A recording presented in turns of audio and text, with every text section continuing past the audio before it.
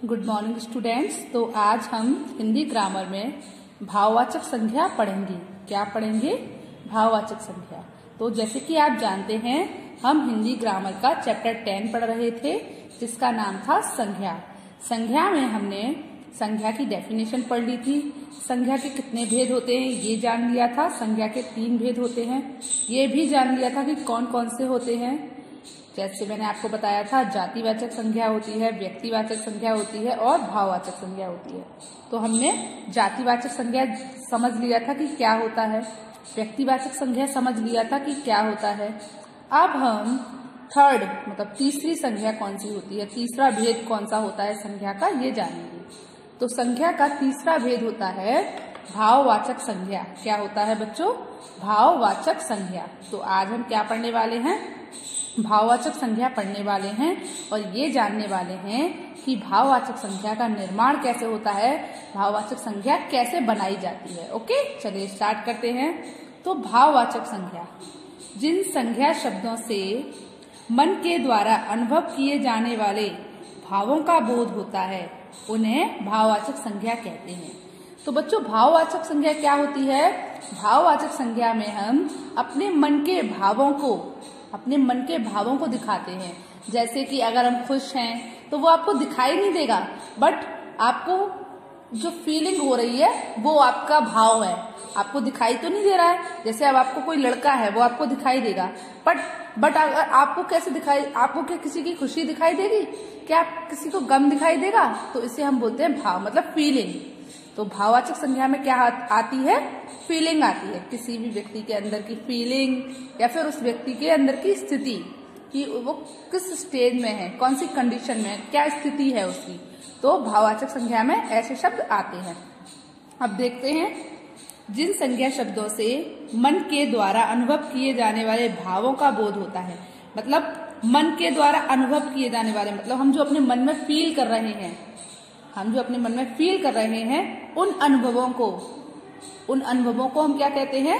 भाववाचक संज्ञा कहते हैं। कि हमारे मन में जो फील हो रहा है, जैसे मैं खुशी फील कर रही हूँ, तो खुशी क्या है? भाववाचक संज्ञा है, क्योंकि मेरे मन में कौन सी फीलिंग चल रही है? खुशी की फीलिंग चल रही है। तो ये क्या है? भाववाचक संज्ञा है। तो आपको समझ आया?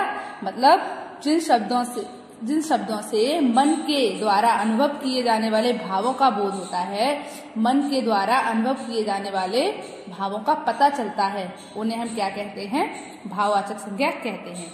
जैसे वीरता, बचपन, सेवा, सुंदरता, बेईमान, सुख, भलाई, बुराई, मिठास, गरीबी, कोमलता, पवित्रता, सच्चाई, ठंड, चालाकी, उदारता, अच्छाई, सज्जनता आदि। अब आपने देखा एक शब्द था वीरता। ये बताओ, आपको किसी की वीरता दिखाई देती है? आप ये बोल सकते हैं कि वो लड़का वीर है, ठीक है, वो लड़का कैसा है? वीर है। तो ये आपने उसका विशेषण बताया कि वो लड़का कैसा है? वीर है। ये वीर क्या है? विशेषण है। पर वीरता, उसके अंदर क्या है? वो वीर क्यों है? क्योंकि उसके अंदर वीरता है। उसके अंदर क्या है? वीरता है। तो उसके अंदर क्या है? वीरता है। इसीलिए जो वीरता है वो क्या है बच्चों? बताइए आप मुझे। भाववाचक संज्ञा है, क्योंकि वीरता वो फील करता है कि मैं ब्रेव हूं, वो वीरता अंदर से फील करता है, इसीलिए वो ब्रेवरी वाले काम करता है। ठीक है, तो वीरता क्या है? एक भाव है। बचपन एक स्थिति है। जैसे कोई बच्चा होता है, जब वो बच्चा होता है तो वो कौन सी स्थिति में होता है? बचपन की स्थिति में होता है। अब जब कोई बूढ़ा हो जाता है तो वो बुढ़ापे की स्थिति में आ जाता है। तो बचपन, बुढ़ापा, जवानी, ये सब क्या हुई? ये स्थिति हो गई हमारी। अगर कोई बच्चा है तो वो बचपन की स्थिति में है। ठीक है, तो बचपन, बुढ़ापा, जवानी, ये भी क्या है? भाववाचक संज्ञा है, क्योंकि ये हमारी स्थिति है। ठीक है, हमारी जो शरीर की स्थिति है वो क्या है? बुढ़ापे की है। अगर किसी व्यक्ति के अंदर क्या भाव आ गया कि वो बूढ़ा हो गया, बुढ़ापा आ गया उसके अंदर, है ना, तो ये क्या है? स्थिति है। तो ये भी क्या है? भाववाचक संज्ञा है। सेवा, अब जैसे आप लोगों की हेल्प तो कर देते हो, पर किसी के अंदर आप कब किसी की मदद करते हो? जब आपके अंदर सेवा का भाव होगा, जब आपके अंदर सेवा करने के लिए इच्छा होगी, आपके अंदर ये फीलिंग होगी कि मुझे दूसरों की हेल्प करनी है, तभी तो आप उसकी सेवा करोगे। जैसे कहते हैं माता पिता की सेवा करनी चाहिए, तो हम माता पिता की सेवा कब कर सकते हैं? जब हमारे अंदर फीलिंग होगी कि हम अपने माता पिता की सेवा करना चाहते हैं, तभी तो हम सेवा कर पाएंगे। तो सेवा भी क्या है? एक भाव है। ऐसे ही सुंदरता, बेईमानी, सुख, भलाई, बुराई, मिठास, गरीबी, कोमलता, पवित्रता, सच्चाई, ठंड, चालाकी, उदारता, अच्छाई, सज्जनता, ये सब क्या है बच्चों? ये सब भाव हैं आपके अंदर। जैसे आपके कोई व्यक्ति अच्छा कब होगा? जब उसके अंदर अच्छाई होगी, उसके अंदर ये होगा कि हमें दूसरों के साथ अच्छा व्यवहार करना है। जब वो कब कर पाएगा ऐसा व्यवहार? जब उसके अंदर अच्छाई होगी, उसके अंदर फीलिंग होगी, किस चीज की? अच्छाई की फीलिंग होगी। वो सबके साथ अच्छा करना चाहता होगा, है ना। अगर मैं चाहती हूँ सबके साथ मैं बुरा करूं, तो मेरे अंदर किसकी फीलिंग है? बुराई की फीलिंग है। मैं सबके लिए बुराई सोचती हूँ, है ना। तो ये मेरे अंदर किसकी फीलिंग है? बुराई की फीलिंग है। अब मैं सबके साथ अच्छा व्यवहार करना चाहती हूँ, तो मेरी ये अच्छाई की फीलिंग है। अब उदारता, जैसे एक वर्ड आपको दिया है उदारता। उदारता मतलब कोई व्यक्ति किसी व्यक्ति के लिए सोच रहा है, उदार है उसके प्रति। देखिए बच्चों, भाववाचक संज्ञा में और विशेषण में थोड़ा ही अंतर होता है। जैसे अच्छा आपका विशेषण हो गया, पर उस व्यक्ति के अंदर क्या है? अच्छाई है। तो अच्छाई क्या है? वो एक फीलिंग है ना, वो आपको दिखाई नहीं दे रही है, पर वो फीलिंग है। और अच्छा, लड़का अच्छा है आपको दिखाई दे रहा है ना, पर अच्छाई क्या है? वो अच्छा क्यों है? क्योंकि उसके अंदर अच्छाई है, उसका भाव है अच्छाई का। वो किसी के साथ बुराई नहीं करना चाहता, सबकी अच्छाई करना चाहता है। तो ये उसका फीलिंग है कि वो सबके साथ अच्छाई से रहता है और अच्छाई करता है सबकी। ठीक है, तो बच्चों आपको भाववाचक संज्ञा समझ आई। चलिए अब आगे देखते हैं। याद रखिए, भाववाचक संज्ञा को केवल अनुभव किया जा सकता है, इसे देखा या छुआ नहीं जा सकता। जैसे कि मैंने अभी आपको बताई थी कि आप उसको फील कर सकते हैं, आप उसको देख नहीं सकते, आप उसको छू नहीं सकते। जैसे अच्छाई, मैंने अभी एक वर्ड बोला था, क्या आप अच्छाई को छू सकते हैं कि अरे ये तो अच्छाई है, इसको छू लो? ऐसा तो नहीं होगा ना। आप अच्छाई को देख सकते हो, वो उसके अंदर है, वो फील करता है अच्छाई को। बुराई, आप बुराई को भी नहीं छू सकते। बुराई किसके अंदर है? किसी इंसान के। आप उसको सिर्फ अनुभव कर सकते हो, आप उसको सिर्फ महसूस कर सकते हो। समझ आया? आप क्या कर सकते हो? उसको महसूस कर सकते हो, आप उसको छू नहीं सकते, आप उसको देख नहीं सकते। आपको ये समझ आया? चलिए आगे देखिए, भाववाचक संज्ञाओं का निर्माण। अब भाववाचक संज्ञा कैसे बनाई जाती है ये देखते हैं। भाववाचक संज्ञाओं का निर्माण मुख्य रूप से निम्नलिखित शब्दों से होता है। मतलब क्या है बच्चों? भाववाचक जो संज्ञा होती है उसका निर्माण शब्दों से होता है। चलिए देखते हैं। पहला लिखा है जातिवाचक संज्ञा। तो अब हम सबसे पहले क्या सीखेंगे? जातिवाचक संज्ञा से भाववाचक संज्ञा बनाना सीखेंगे। जैसे आप देख सकते हो बाल, तो बाल से क्या बनी? बालपन। मतलब बालपन का भी मतलब होता है बचपन। ठीक है, बालपन कहते हैं ना, इसके बालपन में इसने ये काम किया, मतलब उसके बचपन में उसने ऐसा काम किया था। बचपन में वो बहुत शरारती था, या बालपन में वो बहुत शरारती था। तो बाल से कौन सा शब्द बना बच्चों? कौन सी भाववाचक संज्ञा बनी? बालपन। एक और शब्द है बच्चा। बच्चा से कौन सी भाववाचक संज्ञा बनी? बचपन। ये हमारी जातिवाचक संज्ञा है ना। और उससे हम कौन सी संज्ञा बना रहे हैं? भाववाचक संज्ञा बना रहे हैं। तो बाल से बनी बालपन और बच्चा से बनी बचपन। ओके, तो आप देख सकते हैं कि हम पन लगाकर भी भाववाचक संज्ञा बना सकते हैं।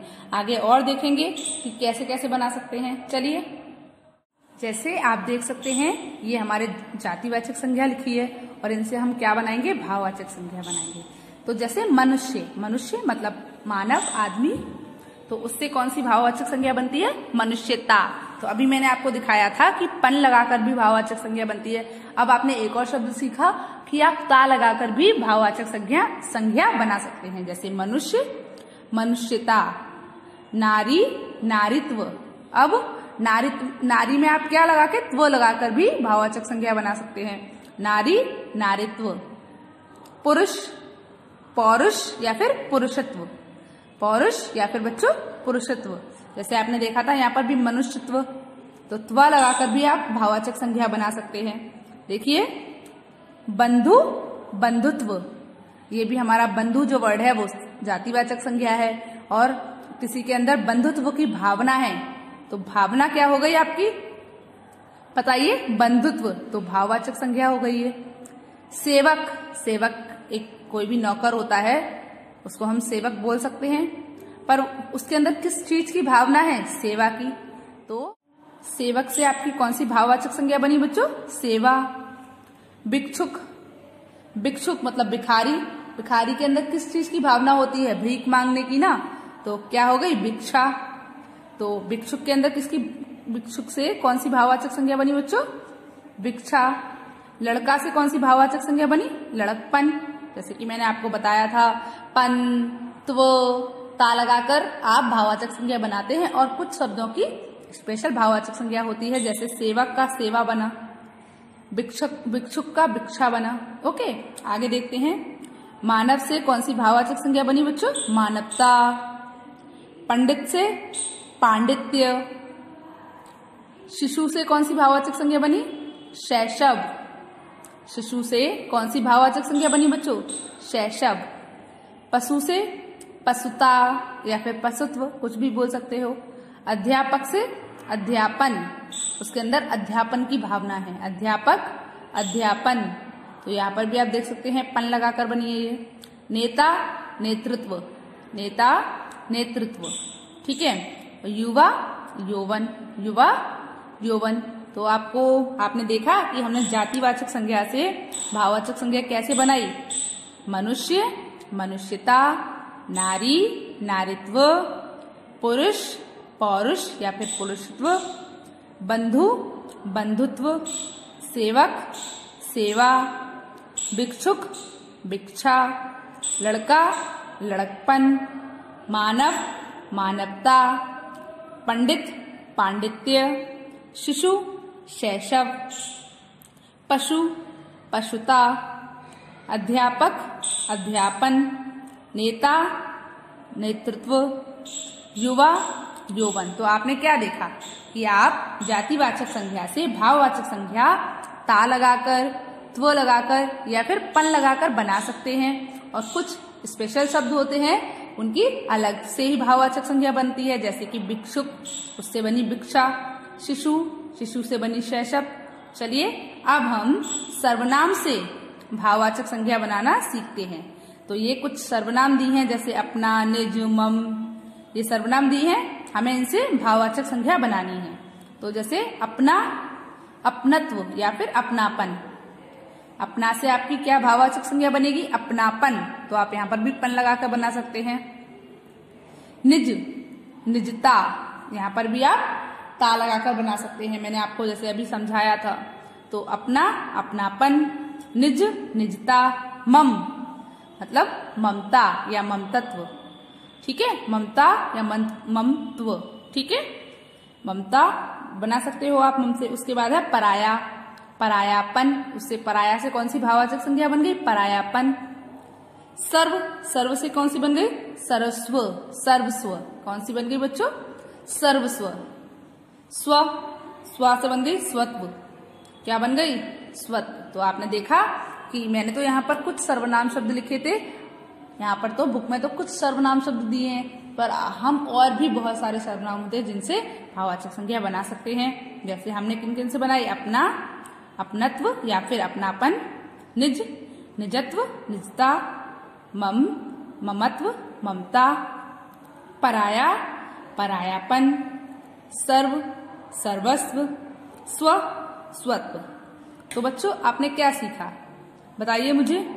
तो हम भाववाचक संज्ञा किन किन से बना सकते हैं, संज्ञा जातिवाचक संज्ञा से बना सकते हैं, सर्वनाम से बना सकते हैं, विशेषण से बना सकते हैं, क्रिया से बना सकते हैं, क्रिया विशेषण से बना सकते हैं। तो आज हमने क्या सीखा, आज हमने जातिवाचक संज्ञा से और सर्वनाम से भाववाचक संज्ञा बनाना सीखा। तो बच्चों आप मुझे ये बताइए, आपको जातिवाचक संज्ञा से भाववाचक संज्ञा बनाना आया और संज्ञा और सर्वनाम से भाववाचक संज्ञा बनाना आया? पहले मुझे बताइए भाववाचक संज्ञा क्या होती है। भाववाचक संज्ञा वो होती है जिसको हम क्या कर सकते हैं, फील कर सकते हैं, महसूस कर सकते हैं, देख या छू नहीं सकते। भाववाचक संज्ञा क्या होती है, जिसको हम महसूस कर सकते हैं, फील कर सकते हैं, मतलब उसको देख या छू नहीं सकते। तो चलिए एक बार हम भाववाचक संज्ञा की डेफिनेशन बोलते हैं। भाववाचक संज्ञा की डेफिनेशन क्या होती है, बताइए मुझे। तो क्या होती है डेफिनेशन, जिन संज्ञा शब्दों से मन के द्वारा अनुभव होने वाले भावों का पता चलता है, मन के द्वारा अनुभव होने वाले भावों का पता चलता है, उसे हम भाववाचक संज्ञा कहते हैं। मतलब जिस ऐसे शब्द जिनसे हमें अपने मन के भावों के बारे में पता चल रहा है, उसे हम क्या कहते हैं बच्चों, भाववाचक संज्ञा कहते हैं। तो आपको भाववाचक संज्ञा समझ आई, और आज आपने जातिवाचक संज्ञा से भाववाचक संज्ञा बनाना सीखा और सर्वनाम से भाववाचक संज्ञा बनाना सीखा। और हम कल क्या सीखेंगे, कल हम विशेषण से भाववाचक संज्ञा बनाना सीखेंगे, क्रिया से भाववाचक संज्ञा बनाना सीखेंगे और क्रिया विशेषण से भाववाचक संज्ञा बनाना सीखेंगे। चलिए, गुड बाय।